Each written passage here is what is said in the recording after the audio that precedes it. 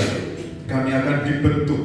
Oleh karena itu Tuhan, berbicaralah, karena kami siap mendengar. Nyatakan pesan firman-Mu pagi hari ini. Dalam nama Tuhan kami Yesus Kristus, haleluya, amin. Shalom Bapak Ibu Saudara sekalian. Puji Tuhan, kita bertemu kembali di minggu pertama bulan Oktober ini, tanggal 1. Tidak terasa waktu berjalan begitu cepat, dan mari kita akan merenungkan firman Tuhan. Besok hari Jumat tanggal 6 Oktober itu adalah ulang tahun sinode kita, sinode GBI yang ke-53. Dan kita akan mendengar dan merenungkan firman Tuhan. Salah satu tema dalam bulan ini yang ditetapkan oleh sinode, yaitu tentang penata layanan. Jadi pagi hari ini kita akan membuka Kisah Para Rasul pasal yang ke-6, mulai ayat yang pertama sampai ayat yang ke-7. Saya akan membaca agak cepat, silakan Bapak Ibu Saudara sekalian memperhatikan. Demikian firman Tuhan, Kisah Para Rasul pasal yang ke-6, ayat yang pertama sampai ayat yang ke-7. Demikian firman Tuhan. 7 orang dipilih untuk melayani orang miskin. Pada masa itu ketika jumlah murid makin bertambah, timbullah sungut-sungut di antara orang-orang Yahudi yang berbahasa Yunani terhadap orang-orang Ibrani.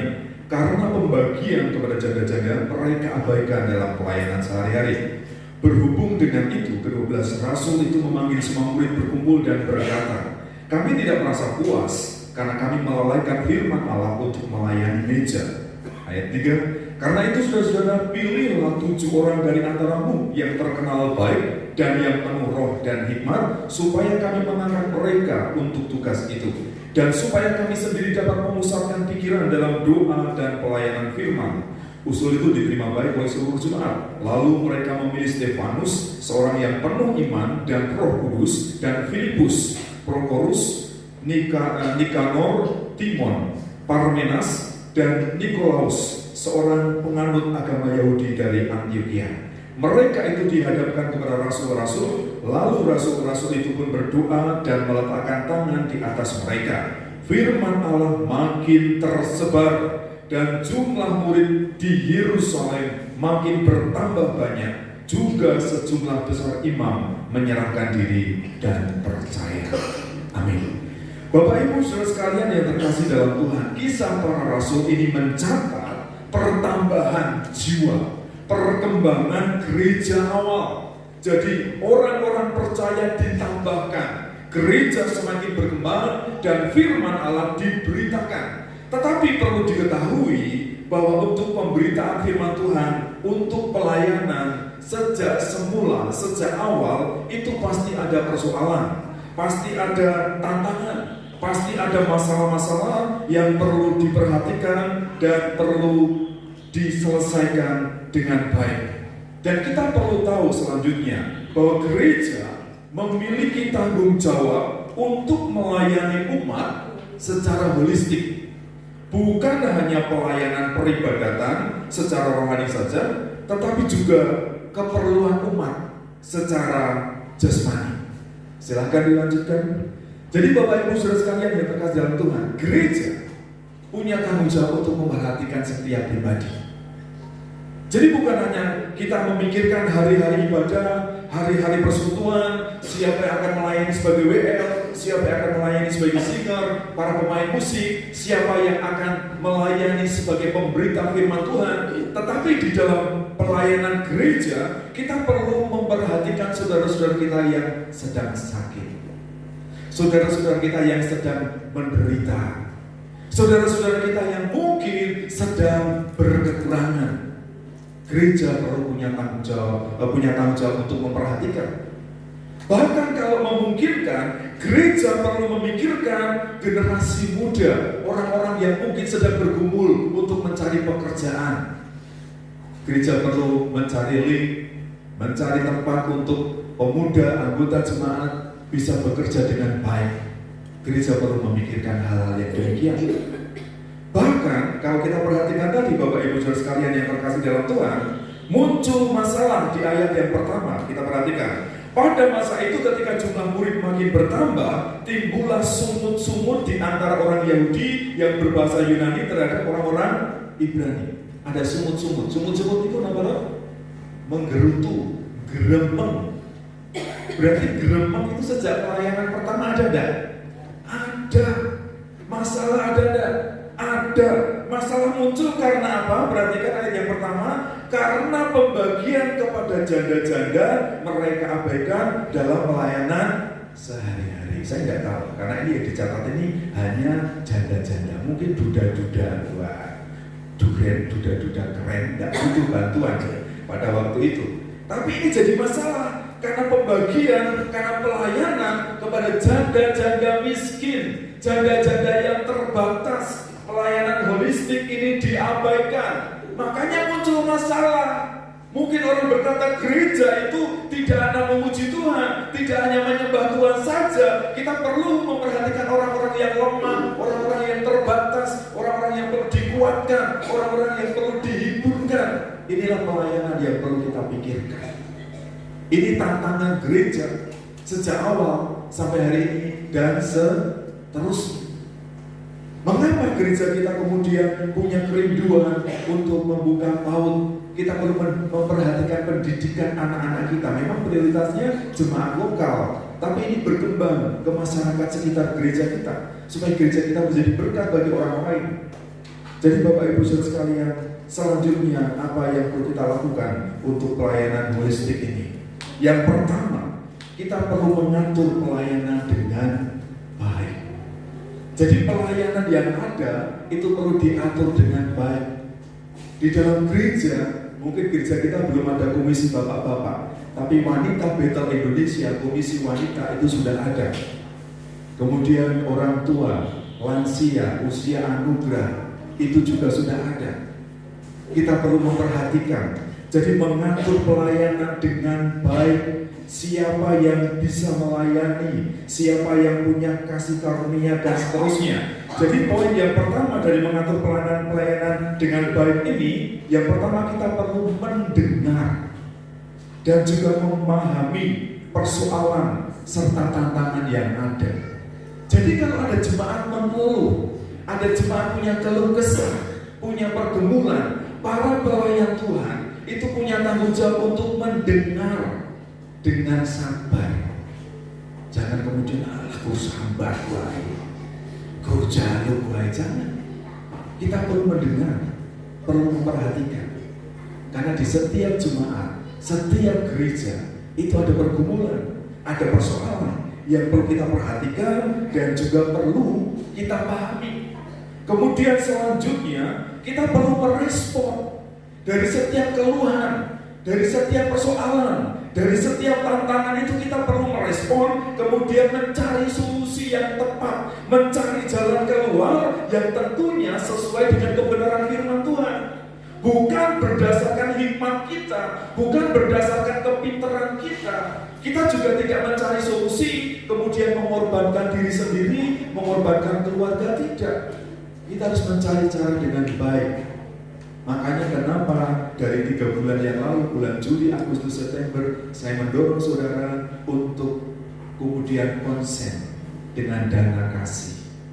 Jadi Bapak Ibu Saudara yang belum terlibat dalam 3 bulan ini, silakan lihat laporan catatan atau laporan persembahan. Saya sudah sampaikan mulai dari bulan Juni, Juli, Agustus, September, setiap bulan ada. Saudara bisa melihat bagaimana keuangan gereja kita, bagaimana kondisi kas persembahan dana kasih kita. Makanya saya memikirkan sebagai seorang hamba Tuhan, sebagai seorang gembala, bagaimana kita menghimpun dana kasih ini. Kalau ada ibadah syukur yang dulu tidak ada persembahan, sekarang ada persembahan, tapi dimasukkan ke dana kasih. Dan ini berdampak Bapak Ibu Saudara sekalian yang terkasih di dalam Tuhan. Jadi perlu merespon dan mencari solusi yang tepat supaya ini tidak memberatkan. Karena dalam persekutuan, kalau dalam Kisah Para Rasul kita perhatikan, jemaat mula-mula itu selalu berkumpul, bersekutu bersama, makan bersama, minum bersama, tapi tidak tidur bersama. Ya, mereka berkumpul, menyembah Tuhan bersama, makan bersama, minum bersama, yang turu dewi-dewi. Apa yang mereka miliki merasa menjadi milik bersama. Inilah keluarga. Demikian juga keluarga GBI Tambak Boyo begitu. Kalau ada orang yang sakit, kita perhatikan, kita doakan, kita dukung dengan kasih yang nyata, dengan tindakan yang nyata. Jangan sampai muncul persoalan karena pembagian kepada janda-janda pada waktu itu tidak rata, tidak sama, akhirnya muncul masalah. Jadi demikian juga pelayanan gereja lokal. Makanya kalau ada masalah, kita terbuka saja, kita tidak saling menyakiti, bukan untuk saling menyerang, tapi saling mengingatkan. Saya juga seringkali sampaikan kepada saudara, saya juga bisa buat kesalahan. Makanya kita perlu saling mendengar, saling memperhatikan. Oh, Misbah Mawar Saron itu maunya seperti apa? Oh, Misbah Galilea itu supaya berkembang, bagaimana caranya? Supaya gereja ini bisa berkembang, bagaimana caranya? Saya sadar untuk punya impian tanah di depan membangun bangunan lantai 2, lantai 3, kita nggak bisa mengandalkan kekuatan kita sendiri. Makanya ada menara doa. Di sana kita berlutut, kita berdoa, kita berseru. Karena kuasa mujizat Tuhan dari dulu, sekarang sampai selamanya tidak berubah. Amin. Tuhan sanggup. Kalau Tuhan sudah memberikan tanah itu, saya percaya Tuhan juga sanggup memberkati supaya kita membangun sesuatu di sana. Ini yang perlu kita yakini, tapi kita perlu kuat di dalam doa. Kemudian yang kedua, setelah tadi kita memahami, mendengar, kemudian merespon, yang kedua, kita perlu memilih orang-orang yang tepat. Karena semua orang itu punya karunia yang berbeda, punya talenta yang berbeda. Kalau saya bisa berlomba, belum tentu saya bisa mengerjakan pekerjaan pelayanan yang lain. Ada orang yang bermain musik, belum tentu dia bisa berlomba. Ada orang yang punya karunia untuk WL, belum tentu dia juga bisa bermain musik. Demikian juga yang melayani orang-orang. Saya memperhatikan Bapak Ibu Saudara sekalian, ada satu lembaga, ada satu yayasan yang melayani orang-orang yang keterbelakangan mental. Saudara ngerti keterbelakangan mental? Wah, itu melayani mereka susah loh. Diajak ngomong nggak ngerti, dididik, diarahkan setiap hari, dilatih untuk pergi ke kamar mandi saja susah. Orang-orang yang seperti ini, yang dipanggil untuk melayani ini, orang-orang yang punya kasih, orang-orang yang punya kesabaran. Kalau orangnya temperamental, emosinya tinggi, sedikit-sedikit darahnya naik, jadi darah tinggi, bisa nggak melayani? Ora iso, nggak sabar, mudah marah. Makanya orang punya karunia masing-masing. Melayani anak-anak yatim. Saya memperhatikan sekali waktu juga saya pergi ke panti asuhan, melayani anak-anak kita dari Indonesia Timur, itu juga butuh kesabaran ekstra. Karena mereka biasa hidup bebas, ya toh? Karena rumahnya, ladangnya, mereka biasa bermain di hutan. Kemudian sekolah di sini, ada di panti asuhan, ada di lingkungan yang terbatas, lingkungan yang tertutup. Wah, kadang teriak-teriak, main tidak karuan. Itu juga butuh kesabaran. Mendidik anak-anak yang seperti ini, dan hanya orang-orang yang punya hati yang bisa melayani mereka, bisa mengasihi mereka. Mungkin saudara ingat, kami pernah membagi video ketika Bu Yani ada di Do, ada di Mambramo. Kami melatih anak-anak, ngajari anak-anak mandi, membersihkan rambut, membersihkan hidung. Karena anak-anak kita di Indonesia Timur itu begitu.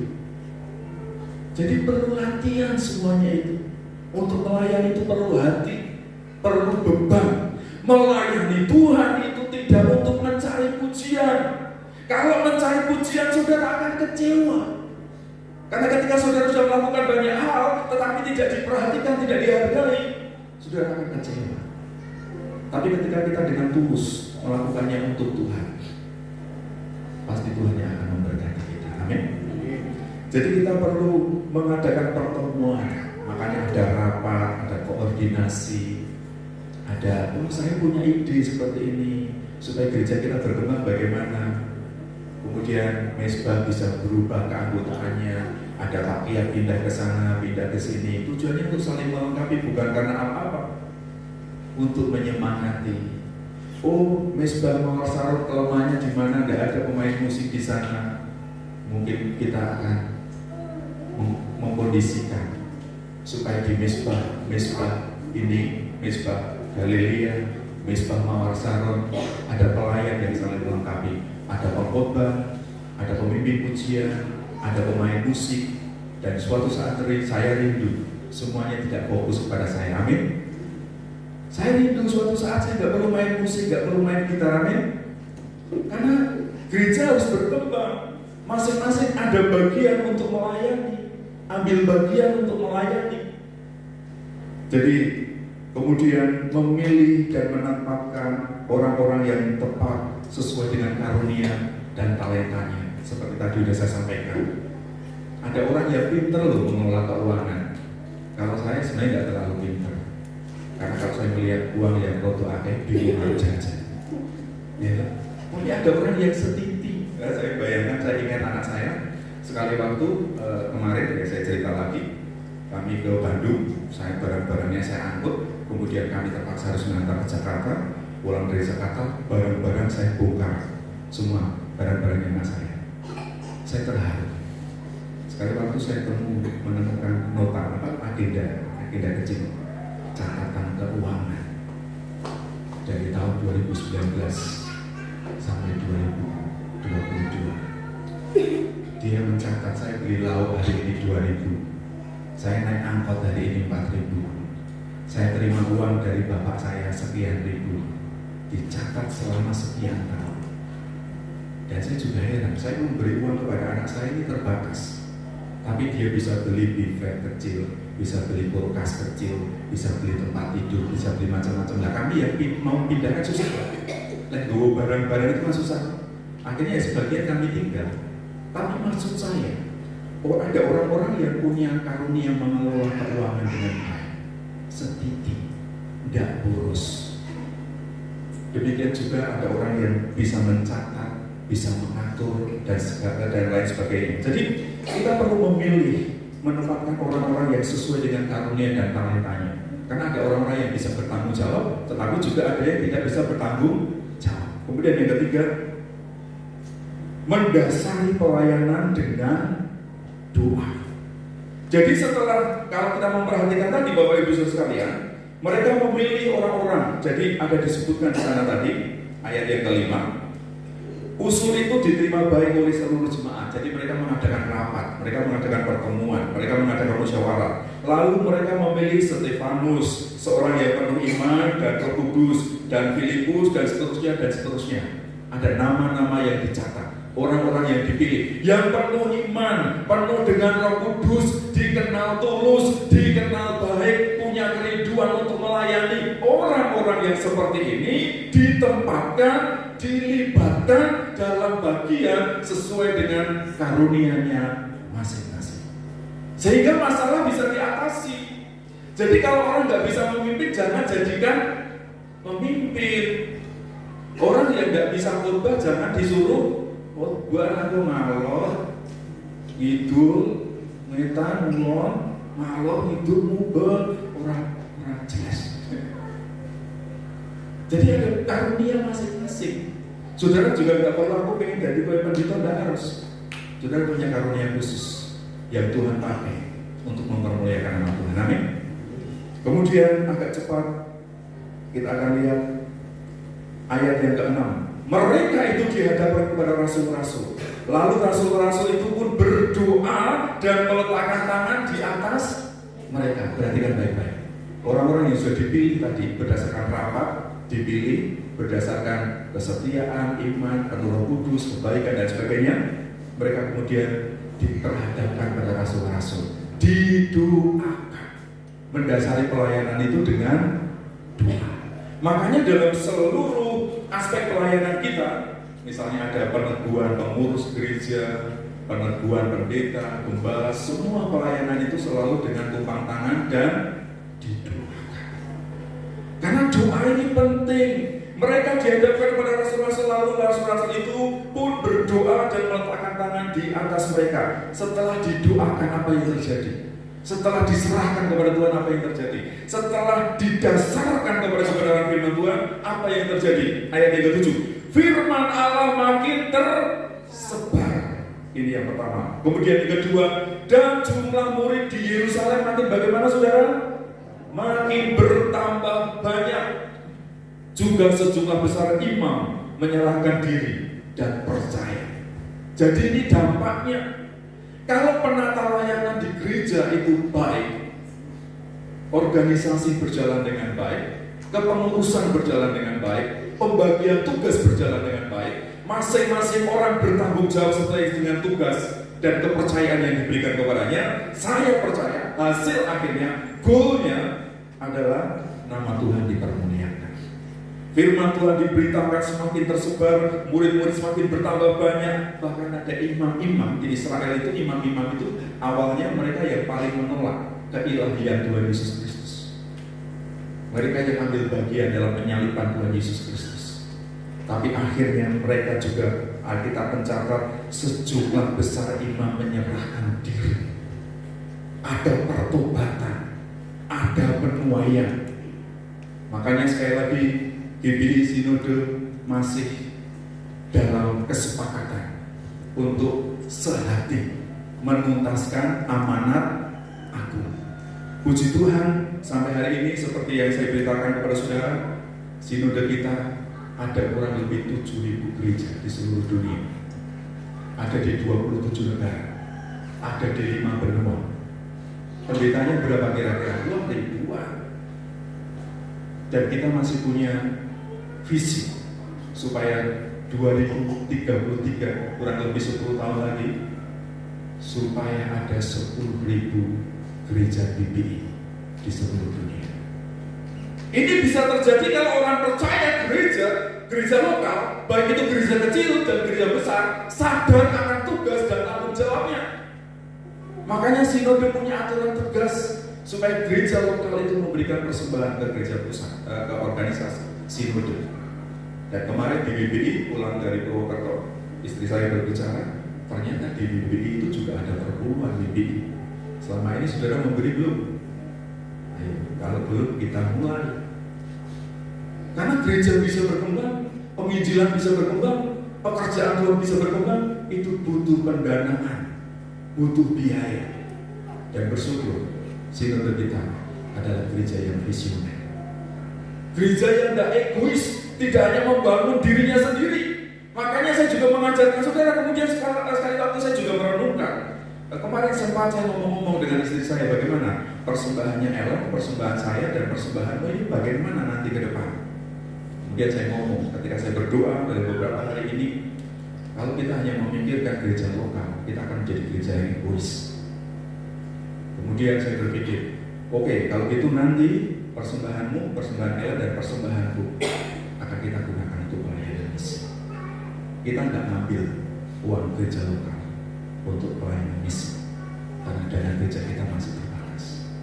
Tapi kita yang diberkati, kita terpanggil untuk terlibat dalam pelayanan misi. Jadi ketika saya diberkati saudara, kadang kita dipertemukan dengan orang-orang yang kita harus memberkati orang. Seperti saya bertemu dengan satu anak di Sendang sana, ketika saya mendoakan, kemudian saya berkomitmen, saya bilang sama istri saya, ayo kita memberkati anak ini secara rutin setiap bulan. Itu panggilan. Makanya saudara perlu kepekaan. Setiap kita akan dipanggil sesuai dengan kapasitas kita, sesuai dengan hati kita, sesuai dengan beban saudara. Pasti Tuhan akan memanggil saudara. Saudara akan dipanggil menjadi alatnya yang luar biasa. Perlu kerelaan, rela ditegur, rela diingatkan. Karena saya rindu, bukan hanya kami yang menuai, saya rindu kita semua menuai. Amin.